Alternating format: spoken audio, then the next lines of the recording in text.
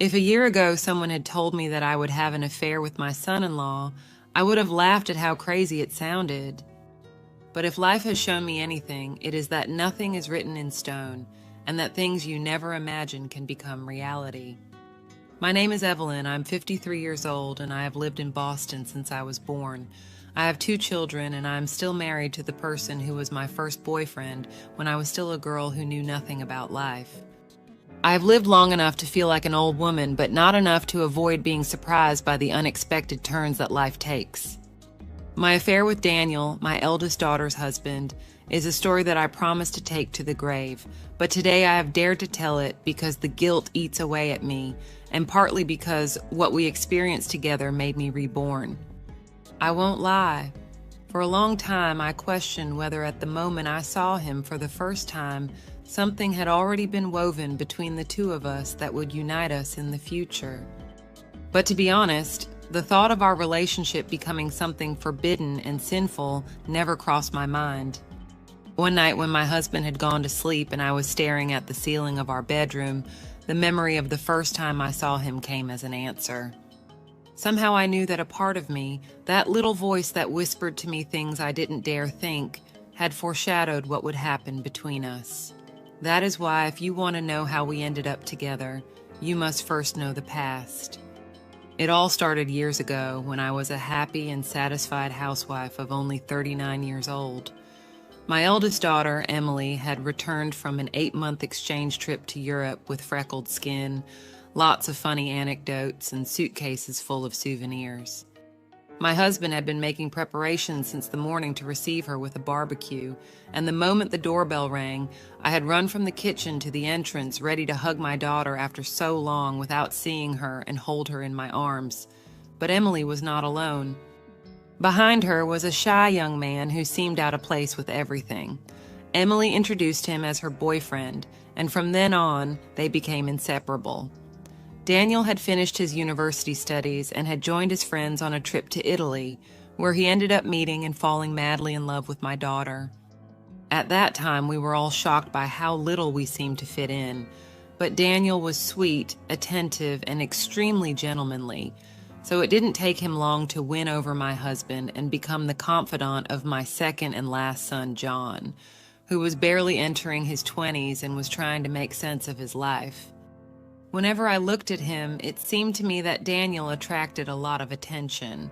It was as if everyone noticed that, in addition to his attractiveness, there was something different about him that made him stand out from what we were used to. That young man, in my opinion, was too much for my crazy and careless daughter, but I knew that in love opposites attract. When their wedding day arrived, I wasn't surprised when they announced they were moving to Ireland, where Daniel lived and worked. At that time, our relationship, if you can call it that, was that of a mother-in-law with her son-in-law. And after saying goodbye, 10 more years passed in which Daniel was only a member of the family that I saw occasionally at Christmas gatherings, or when Emily came to visit us and called her on Zoom. If something had always been clear to me about that Irishman with excessive kindness and a great sense of duty, it was that he took care of Emily. But everything fell apart the moment they found out they couldn't have children. "How can I consider myself a woman if I can't give him a child?" Emily asked one afternoon when she called me on the phone to tell us the news. "What I can do? Adopt. His family will hate me, I know it." "Daniel is not like that, daughter," answered Thomas, my husband. "He didn't marry you so you could bear him children. They've been together for years. I don't think this news is going to change anything." But unfortunately for everyone, it happened. Emily became cold. She isolated herself from everyone, and in a fit of impulsiveness, she asked Daniel for some time. For several months, their relationship was on and off, and it seemed that Emily was ready to ruin everything. When I think about that, I understand why Daniel came to me for advice, for support. Who else could guide him about Emily's behavior than his own mother? Thus, for several months, I became my son-in-law's confidant, his support. What had never happened was now something common, spending hours talking with Daniel.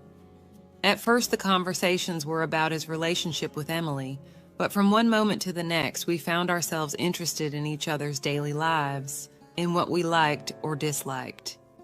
Shortly after, Emily decided to take a year off to rethink her life. And even though Daniel was not pleased with the idea, he decided to support her anyway. And so they decided to come and spend some time in Boston with the idea of a change of scenery and having the opportunity to recover their relationship. Everything seemed ideal, a second chance, a reunion with family. But Emily soon distanced herself from Daniel with the excuse that she needed time to discover what she wanted in life. So she traveled to Los Angeles with her old friends without Daniel. At that moment, I wasn't surprised that he seemed hurt or upset by Emily's decision, so I remained the same as always, supporting him. "Do you think Emily doesn't love me anymore?" Daniel asked one afternoon after receiving a text message from my daughter. I told her not to worry, but the truth was that I wasn't sure. "I believe, my God, Daniel, you make me feel old. We're not 20 years apart, we are both adults. And yes, of course he loves you, how could he not? Look at you, you are handsome, sexy, intelligent, and a good match. You are a dream, and anyone would be willing to warm your bed," I responded, but the second I regretted it. At that moment I felt afraid, but when I saw Daniel's surprised expression and his red ears, something in me changed. I want to think that the person who spoke at that moment was not me, but it was what I genuinely thought of him. Who wouldn't want to have someone like him in their life? The shame was displaced from my mind. I would like to tell you that after that afternoon, things cooled down and did not evolve, but that was not the case. The days passed, and while my husband spent much of his time working on some repairs at the hardware store, I waited for Daniel to finish his remote work day so I could welcome him in the dining room with a delicious meal. We soon fell into a routine. Eat, clean the kitchen, prepare mate, and enjoy a long and pleasant conversation until night fell. Emily's absence did not seem important at that time. The day the bubble burst was when Thomas called me to tell me that he was going to stay at the hardware store to repair a water leak that had damaged the ceiling. I was bored, and while I was drinking a glass of wine in the company of Daniel, an idea led me to propose to Daniel that we go for drinks. "That's the best idea you've had in a long time, Evelyn," Daniel joked with a mischievous smile as he took a last sip of wine. "I could use something stronger." When we got to a bar later, he kept letting out nervous laughter and funny comments to ease the tension in his chest. I had put on a red dress that had been collecting dust in the closet for years, and I had let my hair down.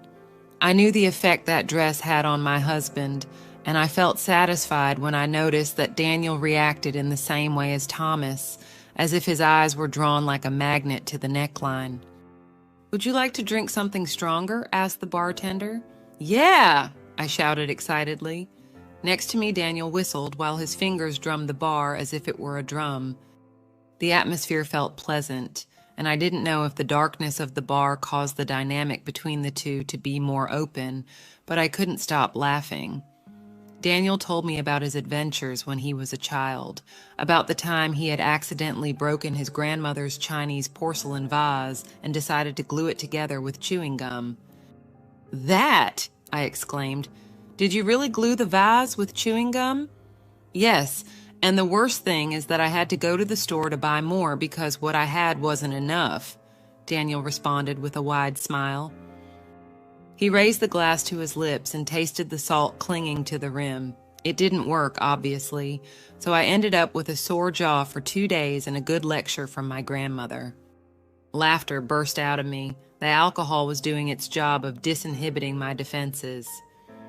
"You look beautiful when you smile like that, Evelyn," said Daniel without a hint of mockery. His face had leaned towards me, remaining a short distance away. His expression surprised me. It was like he was seeing something for the first time. Then, in a hurried manner, he murmured something that left me devastated. "Well, you look pretty all the time, especially in the mornings. But today is different. Seeing you in that dress hurts." I didn't know what to do, so I laughed. The bartender served us the drinks, and the spell was broken. We continued chatting, drinking, and snacking on nuts as the night passed slowly. When it was time to leave, Daniel paid the bill and offered me his jacket. After leaving the bar, we both fell into a comfortable silence. The bustle of the city accompanied us, and even though the temperature had dropped as night fell, for some reason my body felt warm. He knew that it wasn't just about Daniel company or the effects of the alcohol, but about the anticipation he had been experiencing since the evening began. Suddenly, Daniel stopped walking next to me. I turned to look at him and found something in his gaze that made me shudder. There was something his eyes were trying to convey, and the moment he started speaking, I had a hard time absorbing that my legs were shaking. But I didn't know if it was because of the excitement or because I wanted to run away, leave everything behind and erase that night, in that bar where we left our titles of son-in-law and mother-in-law, and we were just two adults enjoying each other's company, expectant of what the night awaited them. I don't know if what's happening between the two is real. I don't know if it's right, Daniel whispered, breaking the silence. But what I do know is that it's mutual, Evelyn. I can feel it. These days only served to confirm what I had been feeling since I arrived in Boston. My heart vibrated with excitement, but my insecurity made me step back to put distance. I do not understand what are you talking about, I responded evasively. The fear of the possibilities had me sick to my stomach, and I knew that alcohol only made the situation worse. Daniel let out an exasperated sigh. I'm attracted to you, not as a friend, but as a woman, he said with a hoarse voice. You bring me crazy, very much, and I know that it is not a temporary issue. It is not because of the alcohol or the city lights that make you look beautiful. I'm attracted to you, and I don't know what to do with this. We can't, I responded hurriedly. Daniel remained silent. He was disappointed. When he started to walk again, something in me broke, moved by the fear of letting that moment pass, that it was a dream, and that when I woke up I would return to my usual life. I took him by the arm and dragged him with me until I reached a dark alley at the end of the street. The night was quiet. The sound of an air conditioner and the distant passing of a car were the only things my ears could perceive in the distance, because the voice shouting to reduce the distance between us eclipsed everything else. Daniel, I like you, but it can't be ours, do you understand? My voice came out almost in a whisper. I understand, but what do we do with this? We forget it, and that's it? Daniel asked, getting closer and closer to me. The best thing is to forget it, to act as if it never happened. We are both married. What we do is not only forbidden, but terrible. But Daniel interrupted me. Let me kiss you, please, and I promise I'll forget it. I opened my eyes, surprised by his boldness, but the next second I answered yes. That yes, I could do it. For a moment I didn't want to think about others, but about me, about us. I didn't care about the rest. When this was over, I would face my guilt bravely again, but as long as I was with Daniel, I would be the bold woman I always wanted to be. A second later, what he had secretly desired so much came true. The contact caused a burst in my core that made me shiver from head to toe. The strength of the sensations was such that he felt that at any moment he would wake up to discover that it had only been a dream. Our union was like two stars colliding in the sky. With my eyes closed, totally surrendered, I could perceive colors drawing the black blanket in which my eyes had been immersed. The fire had enveloped us in a game of sensations that I couldn't describe, in a journey with no return that I didn't want to end. In that dark alley, with the night as a witness, Daniel and I crossed the line that had been drawn in our lives from the moment we met. In those moments, there was nothing that united us as individuals, only desire and bodies giving in to their base instincts in an intense way. When it was all over, I felt light and euphoric. My skin was tingling, and I felt as if the person I was before, that woman who was a mother, wife, and lover, was reduced to nothing. There was no room in my mind for guilt, for the past or the future. He only existed in the now, in what he and I had accomplished with great devotion. For a few minutes, no one dared to break the silence, as if we were both afraid of breaking the intense moment we had been caught in since we joined together. And like two young people for the first time, nervous and flushed with shame and the expectation of the new, we walked back home. That night we unwrapped again on the blue sheets I had placed in the room he would share with my daughter. I have never felt so happy and desired. In the morning, the bubble of happiness burst, and with it, the reality of our family conditions.